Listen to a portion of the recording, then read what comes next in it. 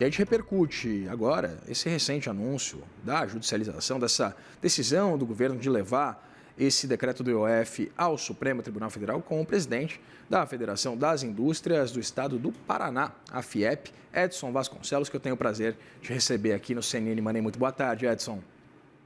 Muito boa tarde, Vitor. É muito bom estar com vocês. Prazer é nosso. Edson, eu queria começar conversando um pouquinho sobre segurança jurídica.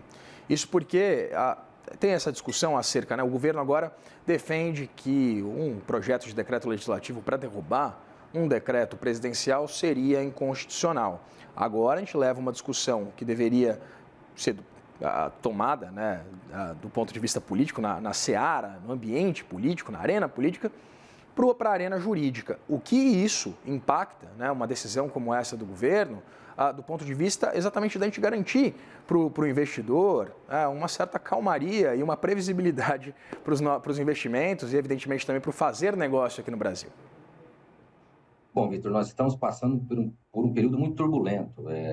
Desde a mudança do teto de gastos por arcabouço fiscal, vem se criando uma expectativa que o governo conseguisse fazer gestão da forma adequada das contas públicas, inclusive para a gente ter uma expectativa de taxa Selic mais adequada. Porém, parece-me que o problema não é jurídico, quando nós vemos esse decreto legislativo em cima do decreto presidencial. Parece-me que é o limite já do relacionamento político, com certeza.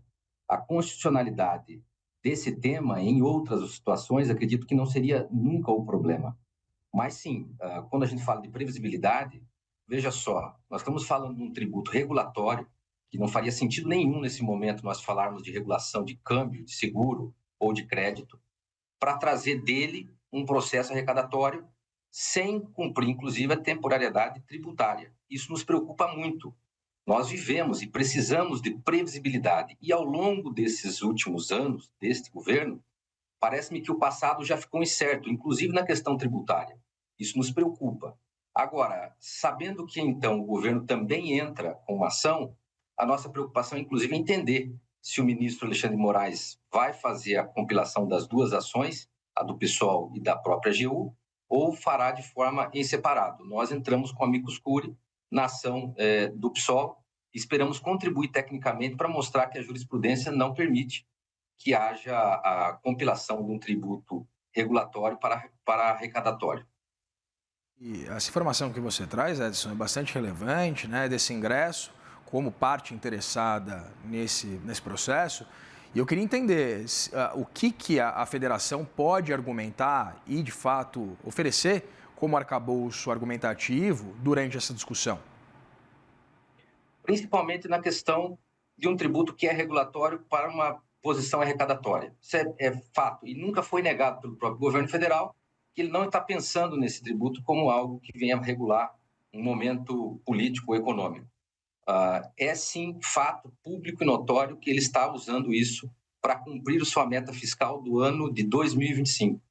Então, isso nos preocupa. Segundo, o risco sacado tem uma característica não de crédito, porque ele não tem o processo final de conclusão de um protocolo de crédito. Simplesmente, o repasse dos recebíveis. Isso é um termo muito técnico, que nas peças a gente vai conseguir argumentar. Mas, de fato, são dois grandes pontos técnicos e nós entendemos que o Legislativo tem, sim, autoridade para derrubar o decreto executivo e trazer equilíbrio nesse tributo IOF, que, inclusive, nos assusta muito a forma que está sendo tratado ideologicamente, com campanhas do nós contra eles, em cima de um tributo que não traz justiça tributária. Simplesmente aumentar o custo do crédito na cadeia que vai chegar na gôndola e vai chegar ao consumidor. Edson, você citou também, né, aí a ANPASSAN, a MP 303. Eu queria entender, com essa publicação dessa medida provisória, evidentemente, pelo clima, a gente não pode esperar que vá ser ratificada pelo Congresso Nacional, mas eu queria entender, com aquilo que está hoje posto, quais serão os impactos, principalmente para o setor que você representa, que são as indústrias? O crédito, se você pegar uma cadeia industrial do setor primário, secundário, até chegar aos bens de uso e consumo, se tem alguma indústria que traz importação, o crédito também será impactado. Para fazer parte de uso de insumos na cadeia de produção será impactado. O crédito será impactado, o seguro será impactado. no final, qualquer um, inclusive a cadeia do agro, que é o mais impactante na cesta básica, o financiamento, o giro de caixa, o fluxo mensal dessa empresa, toda ela será impactada. Na 1303, que acredito que a SMP também tenha dificuldade de se manter, existe um debate um pouco mais aprofundado que acredito que há espaço, inclusive, para chegar em contrapontos que não tragam carga tributária ao consumidor em processo inflacionário. Porém, as BETs é um dos exemplos lá que tem na 1303. Porém, na 12.499 é visível que não. Visível que é um impacto direto no processo inflacionário, no consumidor e no crédito às empresas. Pensando exatamente como alternativas, porque o governo federal, depois dessa série de alterações, tinha uma perspectiva de um incremento na arrecadação da ordem de 10 bilhões de reais. E aí, a gente, na verdade, precisa fazer um exercício aqui de quase uma futurologia ou suposições. Isso porque o que o governo, então, poderia fazer exatamente para compensar essa perspectiva, né, que não vai mais existir, de um incremento de 10 bilhões de reais na arrecadação. O que o governo deveria fazer, isso na visão da Federação das Indústrias do Paraná?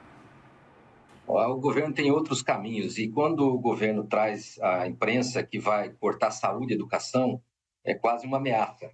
Nós entendemos que existem muitas ações que podem ser feitas, inclusive em cima do BPC ou até do Bolsa Família, que nós sabemos que há fraudes no Bolsa Família, isso é comprovado já. E o Bolsa Família tem hoje uma rúbrica orçamentária de 160 bilhões. Hoje, em algumas regiões, chega a 40% de fraudes em cima do Bolsa Família. Fraude não é porta de saída, então é uma preocupação muito grande. Nós entendemos a importância do programa social, porém, num país que tem, em certas regiões que tem quase o pleno emprego, nós precisamos simplesmente conectar essas pessoas ao emprego. Existem várias outras formas. O que nós percebemos é que o governo não está preocupado com a expansão fiscal. Parece-me que a palavra de ordem não combater o gasto. Nós entendemos que a ameaça, inclusive, de cortar na ponta o atendimento à população não é o mais adequado. Piora, inclusive, a possibilidade de criar um ambiente favorável dentro do Congresso para achar soluções plausíveis para se cumprir o teto orçamentário desse ano. Edson, o ministro Fernando Haddad tem batido muito na tecla do combate ao que ele chama de gastos tributários, né? E prevê exatamente a revisão de uma série de benefícios fiscais concedidos para setores como, por exemplo, o das indústrias. Fazendo aqui o papel de advogado do diabo, eu queria entender se a indústria estaria disposta a discutir também os benefícios fiscais que são concedidos a esse setor. Veja só, o governo bate recorde de arrecadação esse ano. Nós temos no mundo, na Ásia, projetos de incentivos, na Europa, projetos de incentivos, na América, projetos de incentivos, nos Estados Unidos, no mundo inteiro tem projetos de incentivos. E da noite para o dia, nós entendemos que os incentivos, que chamam de subsídio do Brasil, virou o grande culpado da ineficiência da máquina pública. Eu acredito que sim, a gente precisa buscar aqueles que não estão tendo, de fato, a entrega social necessária. Mas nós não podemos criminalizar incentivos. Nós entendemos que incentivos, necessariamente num país continental, são ferramentas de distribuição. Está aí a Zona Franca de Manaus para provar isso. Inclusive, acho que a 2032, quando tiver a plenitude da reforma tributária, teremos uma grande reflexão, porque cadeias de valores deixarão aquelas regiões menos assistidas que, se não tiverem incentivos, não estarão lá. Nós precisamos também entender que parte desse problema não é de onde virá o recurso, é parte de como que a própria máquina pública, de como que o governo, sem cortar benefícios à população, pode olhar atividade meio, menos Congresso, menos câmaras de vereadores, menos estrutura política. O que falamos sempre quando se fala de reforma administrativa é que vamos cortar assistência à população. Não está correto.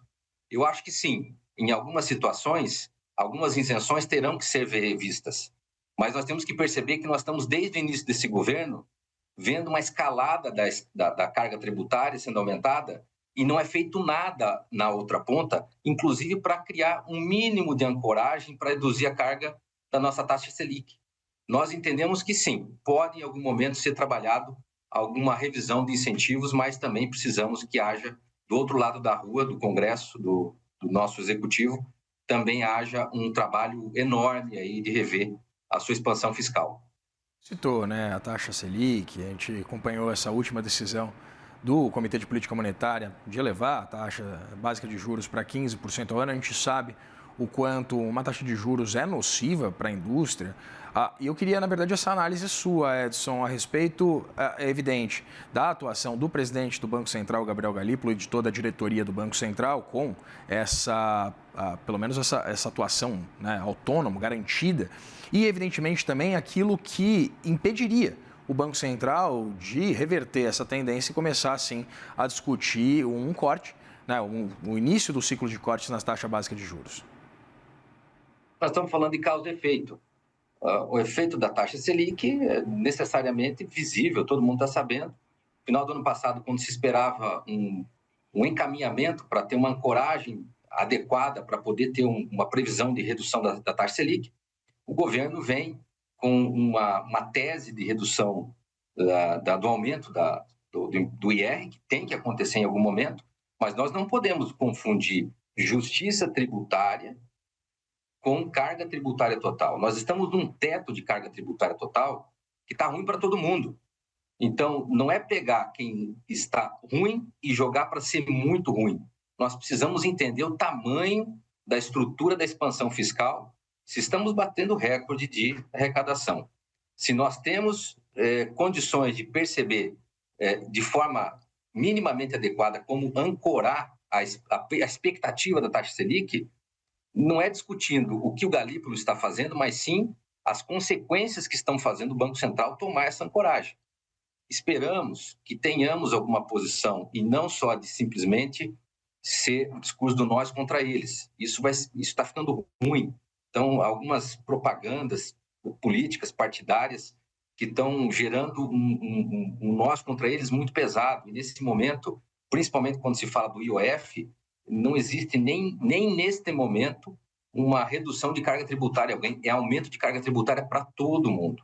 Nós precisamos descer do palanque e precisamos fazer algo positivo para começar a reduzir, inclusive a expectativa do Banco Central para poder reduzir a taxa Selic.